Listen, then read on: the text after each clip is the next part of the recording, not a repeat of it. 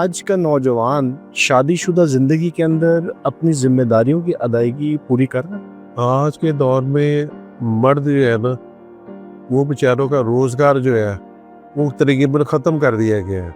और वो जो शादी की है उस पे जो खर्चा हुआ है वो उसका हिस्सा। हाँ जी, वो हिंदुआना जो रस्म चलती आ रही है वो उसी को फॉलो करते हैं। तो क्या लगता है मजमूई तौर पे हम पस्ती का शिकार हो रहे हैं? जी बिल्कुल जी, इज्तिमाई पर देखे ना अगर, तो हर बंदा एक दूसरे को चीट करने पे लगा हुआ है। हम ये सब तब्दीली क्यों नहीं करना चाह रहे? क्या इसके अंदर लोगों के या जो ऐसी एक लॉबी है उनका कोई इसमें बेनिफिट है? जी बेसिकली एक लॉबी है जो जो नहीं चाह रही कि मुल्क तरक्की की तरफ गामजन हो। ठीक है, फिर हमारे अंदर पॉलिसी जो है वो हमारे मुल्क के अंदर नहीं, वो बाहर बैठ के बनाई जाती है। ठीक है ना। इस हवाले से कोर्ट कचहरियों के अंदर क्या कोई केसेस रजिस्टर्ड होते हैं या उनकी तादाद बहुत कम है? नहीं, वो बेचारे जो हरासमेंट होती है वो अपनी इज्जत की वजह से खामोश रहती है। ठीक है ना। बहुत सारी अच्छी फैमिलीज की है जो बेचारी मजबूरी की वजह से घर से बाहर निकलती है। किसी भी मुल्क की इखलाकी कदरों के हवाले से अगर आपने एक्सरे करना हो तो उस मुल्क की अदालतें, वहाँ की कचहरियाँ और वहाँ के वुकला अपनी सोसाइटी की पल्स से वाकिफ़ होते हैं। हमने आज कोशिश की है कि हम इस सिलसिले में ये बात करें कि आज हमारी सोसाइटी के अंदर वो कौन से केसेस हैं जो कि अक्सरियत के अंदर कचहरियों की जीनत बने हुए हैं। सर सबसे पहले मुझे अब ये बताइए कि वो कौन से ऐसे मजमूई तौर पे केसेस हैं जिनका सामना आप लोगों को ज़्यादा करना पड़ रहा है? बिस्मिल्लाहिर्रहमानिर्रहीम। अच्छा, सारा दिन हम जो केसेस देखते हैं वो ज़्यादातर अदालतों में वो खुला के केसेस हैं। खुला के केसेस ख़तरनाक हद तक जो उसकी रेशियो है ना वो बढ़ चुकी है।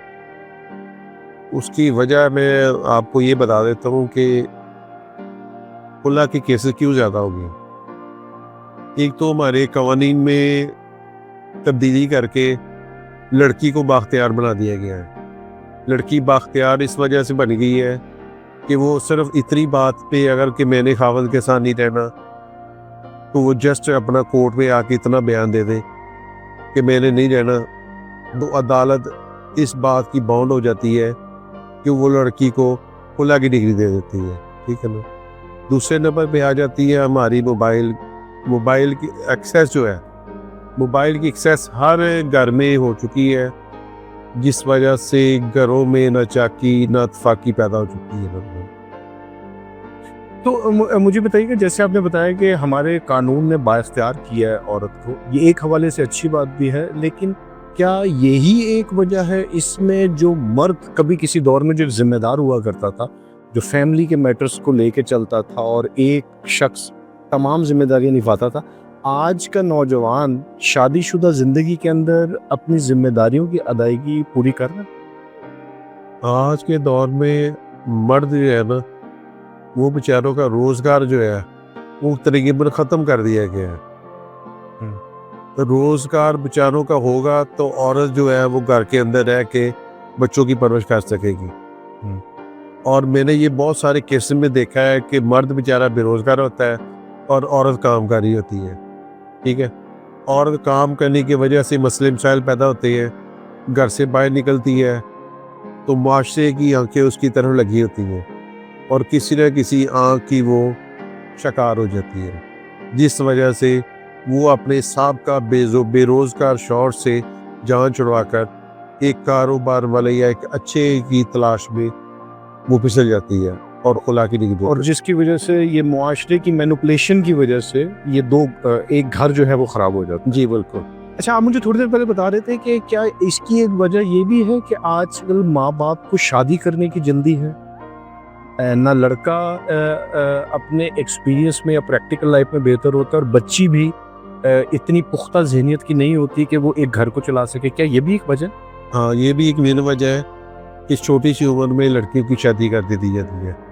उसकी वजह यही है कि माशरे के अंदर माँ बाप लड़की को एक बोझ समझ के पाल रहते हैं कि ये हमारे पर बोझ है और जल्दी से इसको अपने घर का करें, जो सरासर गलत है और ज्यादती है लड़की के साथ। जब तक एक लड़की मैच्योर नहीं हो जाती, उसको पता नहीं चलता कि मेरा माशरे में एक माँ के तौर पर क्या रोल है और एक घर के अंदर मैंने क्या काम करने हैं, तो तब तक एक अच्छी माँ साबित नहीं हो सकती।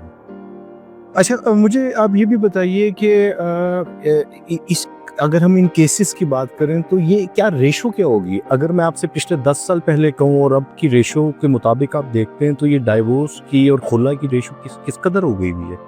अच्छा सर, मैं अगर पंजाब की तक बात करूँ तो डेली के 1000 से ऊपर केसेस दायर हो रहे हैं खुला के।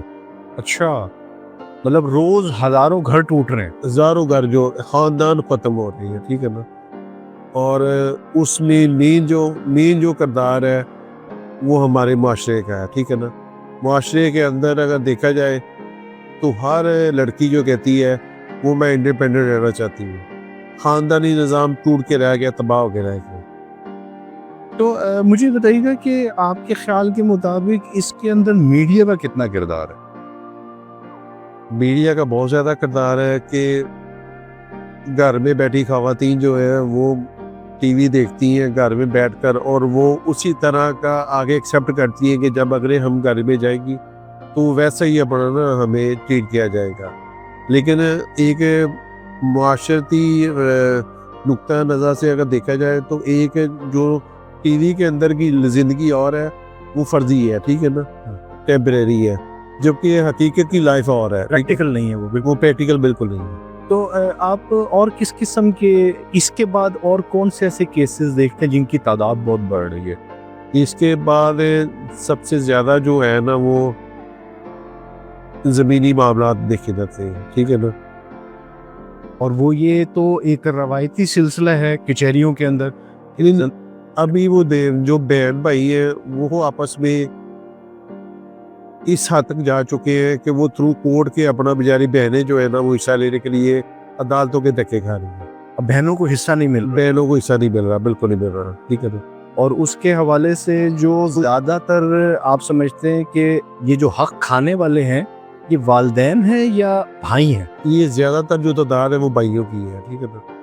भाई किसी सूरत में अपनी बहन को हिस्सा देने के लिए तैयार नहीं है। वो कहते हैं कि अगर हमने शादी कर दी है तो वही अपने घर जाके अपने खावंद से ले। और वो जो शादी की है उस पे जो खर्चा हुआ है वो उसका हिस्सा। हाँ जी, वो हिंदुआना जो रस्म चलती आ रही है वो उसी को फॉलो करते हैं कि नहीं, हमने जो शादी कर दी है वो जहेज की सूरत में हमें दे दिया सामान, वही उसका अपना ना हिस्सा है। बेसिकली अभी कहना चाह रहे हैं कि जो पहले दौर में जो लड़ाई झगड़े ज़रूरी ज़मीनों की लड़ाइयाँ होती थी वो अब ख़त्म होके एक 5 मरले 10 मरले एक किनाल के घरों पे लड़ाई। एक मरले तक एक मरले पे वो केसेस चल रहे हैं। जो कमर्शियल प्रॉपर्टी है एक मरले की, वो मेरे पास केसेस आए हुए हैं जो जस्ट एक मरले की प्रॉपर्टी पे 8 हिस्सेदार है, एक मरले की प्रॉपर्टी में, ठीक है ना।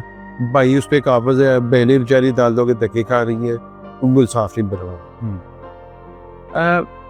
इसके बाद तीसरे दर्जे के केसेस कौन से हैं? तीसरे दर्जे पे जो है ना वो ट्रस्ट नहीं है लोगों का ना।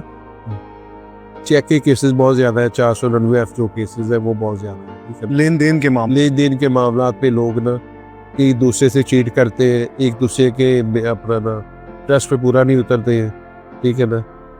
दगाबाज, धोखाबाज और इस तरह के लोग होते जा रहे हैं कि एक चीज़ अगर अमानत के तौर पे कोई बेचारा रखता है तो वो दूसरे दिन पता चलता है कि वो उसने आगे सेल कर दी है। तो मुझे अब ये बताइए कि हमारे जो मुआशरती तौर पे अखलाकी कदरें, आपको क्या लगता है मजमूई तौर पे हम पस्ती का शिकार हो रहे हैं? जी बिल्कुल जी, इज्तिमाई पर देखे ना अगर, तो हर बंदा एक दूसरे को चीट करने पे लगा हुआ है। कोई बंदा ये नहीं चाहता कि यार मैं इस बंदे के अगर मैंने उधार इससे लिया है तो मैं इसको वापस कर दूँ, अगर मैंने कुछ चीज़ इससे मानद ली है तो वापस कर दूँ, या इसका अगर मैंने कोई चीज़ ली है ऐसे तो मैं इसका को वापस कर दूँ, बयाना लिया है तो बयाना वापस कर दूँ। अगर कोई प्रॉपर्टी परचेज़ की है मैंने, उसके बकाया रकम देनी है तो मैं चेक दे के एक अच्छा वकील हायर करके अपनी बेल करवा लेता हूँ। वो चेक जो होता है वो बंदे का वो नदी की टोकरी में चले जाता है, वो बेचारा अदालतों के धक्के खा खा के कब्र की तक पहुँच जाता है बेचारा। तो आप समझते हैं कि हमारा सिस्टम या हमारा लॉ इतना इसको आप कहें कि ये फरसूदा हो चुका हुआ है कि हमारे लॉ को भी अमेंडमेंट होने की ज़रूरत। जी, वक्त के साथ साथ हमारे कानून में कानून साजी होनी चाहिए।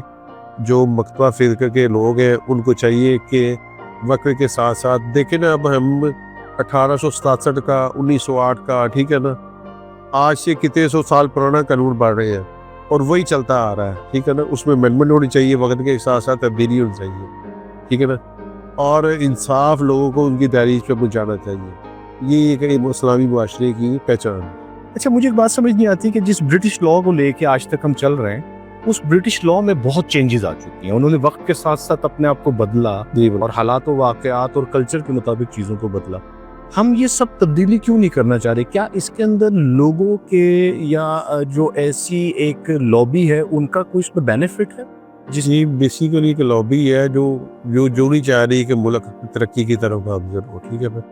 हमारे अंदर पॉलिसी जो है वो हमारे मुल्क के अंदर नहीं, वो बाहर बैठ के बनाई जाती है, ठीक है ना, और उसी पे अमल दरामद जो है वो मोहरे बनाते हैं। मोहरे जो है वो उनका काम करते हैं। जैसे जैसे पीछे से इंस्ट्रक्शन आती है वैसे वैसे वो मुल्क में पॉलिसियाँ बनाते हैं। तो आपको क्या लग रहा है कि एक दौर ऐसा भी था जब कानून हरकत में नहीं होता था तो सिविल सोसाइटीज़ जो हैं वो मिलके काम करती थी। तो क्या आज सिविल सोसाइटीज़ जो हैं वो पैरालाइज हो चुकी हैं, वो काम नहीं कर पा रही? सिविल सोसाइटी जो है ना वो बेसिकली माशरे का बड़ा एक ना अहम हिस्सा था, देखा जाता था। लेकिन अब सिविल सोसाइटी का किरदार जो है नाम लेके बराबर रह गया। अब सिर्फ इनकी इतनी की होती है कि हमें बाहर से कोई डॉलर आ जाए, हमें कोई पेमेंट आ जाए, कोई पाउंड आ जाए, तो बस वो काम करके तो उनकी अपना सारे इशारों पे, मतलब हमारी वो सिविल सोसाइटी भी किसी रुपए, पैसे, इज्जत, ताकत का शिकार हो चुकी हो चुकी है। बिल्कुल। कैसे देखते हैं आप कि अगर हमने इस निज़ाम को बदलना है और उन चीज़ों को, जिस तरह हमारा एक डोमेस्टिक सिस्टम, कमर्शियल सिस्टम और हमारी मॉरल सिस्टम कोलैप्स कर रहा है, इसको कैसे बेहतर किया जा सकता है? वो रेस्क्यू कैसे किया जाए? ये तो सबको इज्तिमाई तौर पे हर बंदे को ना अपने आप को ठीक करना होगा। अगर हम कहेंगे हम फलां को ठीक कर ले, फलां को ठीक कर ले, ऐसे नहीं होना। जब तक हर बंदा खुद अपनी जिम्मेदारी का एहसास करते हुए काम नहीं करेगा, अपने मुल्क के साथ सिंसियर नहीं होगा, अपने भाइयों के साथ सिंसियर नहीं होगा, तब तक ये मुआशरा सुधर नहीं सकता। सब एक बड़ा अहम सवाल जो है, जो आज की सोसाइटी में एक और गुनाह हो रहा है, और वो है फिजिकल हैरासमेंट का। इस हवाले से कोर्ट कचहरियों के अंदर क्या कोई केसेस रजिस्टर्ड होते हैं या उनकी तादाद बहुत कम है? नहीं, वो बेचारे जो हरासमेंट होती है वो अपनी इज्जत की वजह से खामोश रहती है, ठीक है ना। बहुत सारी अच्छी फैमिलीज की है जो बेचारी मजबूरी की वजह से घर से बाहर निकलती है, लेकिन जब वो बाहर के हालात देखती हैं तो वो अपनी इज्जत की वजह से खामोश अख्तियार करके वो सब्र करती है। लेकिन कुछ केसेस हैं जिसमें वो अपना FIR लॉन्च हुई है, उनके खिलाफ अपना सूबाई मौसे में एप्लीकेशन गई है, बहुत सारे इदारे हरकत में आई हैं, लेकिन अभी भी बहुत सारी जगह पे काम करने की ज़रूरत है और मुआशरे को बेहतर करने की ज़रूरत है। और ऐसे इस फरसूदा निज़ाम की वजह से मुजरिम जो है वो खुलेआम कर रहा है। बिल्कुल। बहुत शुक्रिया आपका, आपके वक्त का, और उम्मीद है कि हम जिस ब्रिटिश लॉ के मुताबिक लॉ को लेके चल रहे हैं और उसी के मुताबिक साल की छुट्टियां भी मनाते हैं, लेकिन हम उनकी इस 2 सदियों में बदलने वाले कवानीन के ऊपर भी ध्यान दें। सबसे पहले तो हम मुसलमान हैं, बहसीत मुसलमान हमें अपने इस्लामिक लॉ को अपनाना नाफज करना चाहिए। और मेरा नहीं ख्याल कि जो सबसे खूबसूरत लॉ है हमारा अपना लॉ है, ठीक है ना, उसको हमने एक साइड भी किया हुआ है और हम ब्रिटिश अमेरिकन लॉ के नीचे लगे, जबकि वो उमर लॉ पे काम कर रहे हैं। हाँ जी। और वो इस्लामी सजाएं जब तक पाकिस्तान में नाफज नहीं होगी तब तक ये मुआशरा ये बिगड़ता जाएगा, मज़ीद बिगड़ता जाएगा। बहुत शुक्रिया आपके वक्त का, आपसे बात होती रहेगी। Thank you.